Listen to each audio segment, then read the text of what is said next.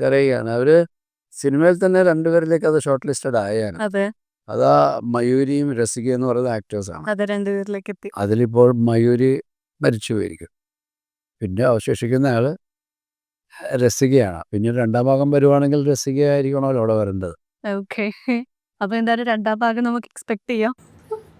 അതറിയില്ല. കാരണം അതിന്റെ മുകളിൽ നിൽക്കുന്ന ഒരു കഥ ഉണ്ടാവണം. അതുകൊണ്ടാണ് തീർച്ചയായും. അപ്പൊ അത് നമ്മുടെ ഈ ഒരു കാലഘട്ടത്തിലൂടെ കുറച്ചുകൂടി ഇതാവുന്ന രീതിയിലായിരിക്കില്ലേ ഇന്നത്തെ ഒരു യൂത്തിന്റെ? ചിലപ്പോൾ ഒരു പുതിയ ജനറേഷനായിരിക്കും. അവരുടെ മക്കളായിട്ടൊക്കെ ഉള്ള ആൾക്കാർ വരുന്ന പോലെ. അതിനെയൊക്കെ ആലോചിക്കണം.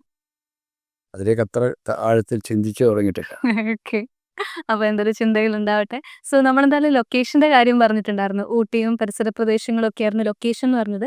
അപ്പോൾ ഈ ഒരു ഓരോ ലൊക്കേഷനും ഓരോ സീൻസും ഒക്കെ ഭയങ്കര ബ്യൂട്ടിഫുൾ ആണ്. അപ്പോൾ ഈ ഒരു സിനിമയ്ക്ക് ഇങ്ങനെ പെർട്ടിക്കുലർ ആയിട്ടുള്ള ഒരു ലൊക്കേഷൻ തന്നെ വേണമെന്ന് മനസ്സിലുണ്ടായിരുന്നതാണോ?